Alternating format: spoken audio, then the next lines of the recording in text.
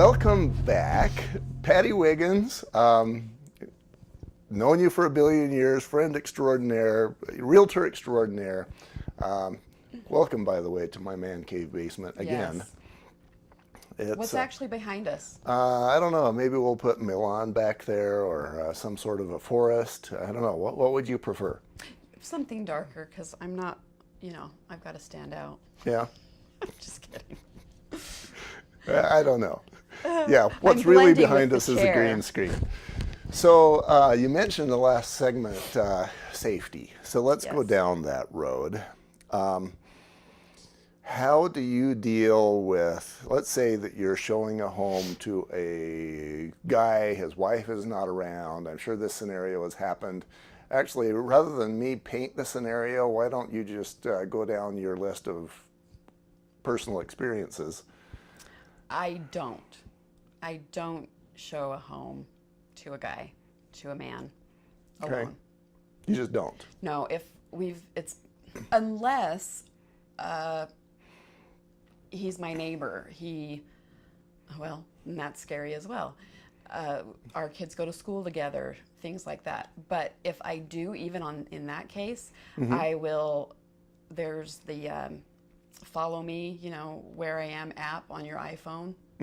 I click that every time to my husband. I'm going to show a home, not met these people, or it's so-and-so, follow me. And he can see exactly if I get off track, how long I'm at the house, when I leave the house. And it might sound stalkery about my husband, but it's safety for me. And if I show up and I'm expecting the husband and wife, and there's only the husband there, it's on the phone. It's not just follow me, it's, go through the house. And it's hard for me to have to stand outside or something while they look in the house, because I want to see it too. It's really bad. So a lot of times we'll be on the phone together. So you will actually be outside the house on the phone with the wife while he's going... Well, if the wife doesn't show up, if only the husband shows up. Okay. But you're not even inside the house on the phone with the wife. I'm outside. You're outside the house. And I'll wander and I'll talk with my husband, and they'll ask questions. So I'll go in sometimes and wander. But for the most part, I don't.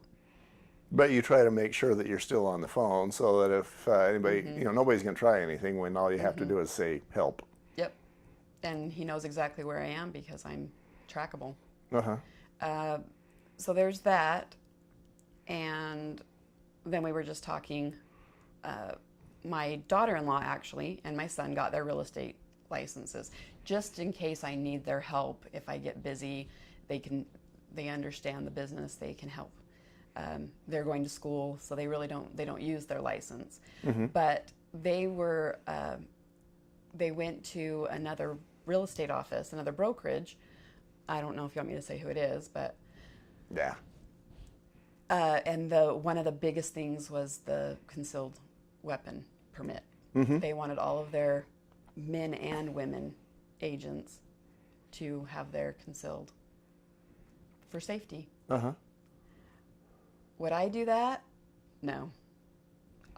Someone walks around a corner that I'm not sure, and it's like my kid, and I scream and run. I don't think I would ever be able to remember that there was a gun to be able to use. I'd be like, so that may change, but for me, I would seriously forget something and it would shoot my toe off. I'm one of those. So people like that should stay away from guns. Pepper spray maybe, but... Yeah. Well, and that to me goes back to knowing yourself. Don't carry a gun that you're not going to be willing or able to use. That makes perfect sense. And then just keep yourself out of the situation that would need that. Yeah. Yeah, and that's what I see you doing. Is you've picked another sort of method to keep yourself safe, other than carrying a gun. I don't drive with them. We drive separately. Once I get to know them for years, we'll probably be in the same car together. The women, a lot of times, yes, she drives while I navigate. Mm-hmm. But for the most part, a new family, new people that I meet, I don't drive with them. They follow. And my husband's always, share location for the day. Mm-hmm. If I'm out the whole day, and he knows where I'm at. My kids do it if they go outside to go get a drink at the gas station, or my kids going back to college in Cedar City. They share location, so I know when they got home. Okay. So, but they have to physically share the location. Mm-hmm. Okay. I think I win on this one. I've got the non-Apple, and yeah, if my wife wants to know where I was at 12:32, She there I doesn't am. need your permission. Nope, just logs in as me. I leave my computer on, and Yeah, I know all my kids' passwords. That's good to know. Maybe I'll look into that. yeah. Okay. It's like, you've been sitting at the location on the freeway for how long? Did you go and hide it in a bush? And then, what have you been doing for 2 hours?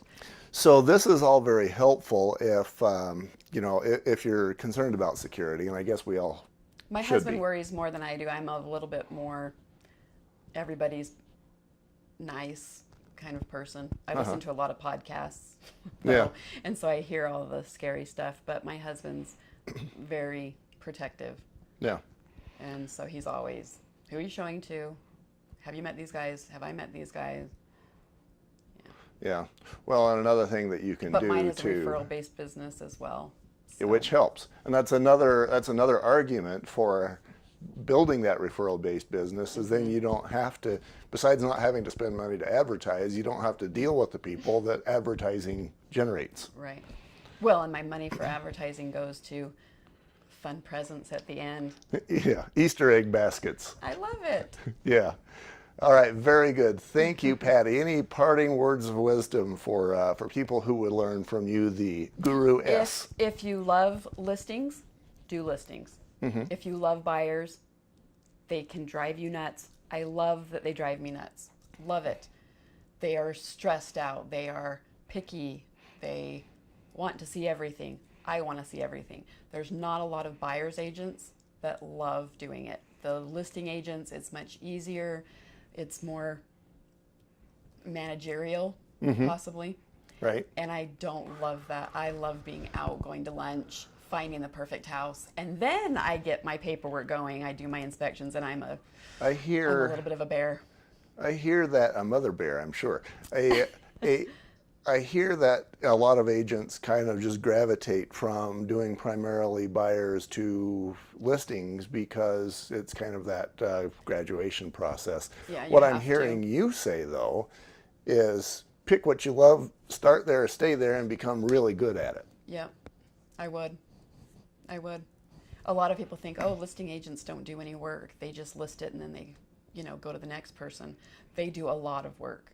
Now, if you're not, and you have to show, they don't see it. They're not standing with you and while you're doing your paperwork and advertising or, making sure your dates are on. They don't see that side, so they think you're making free money off of them.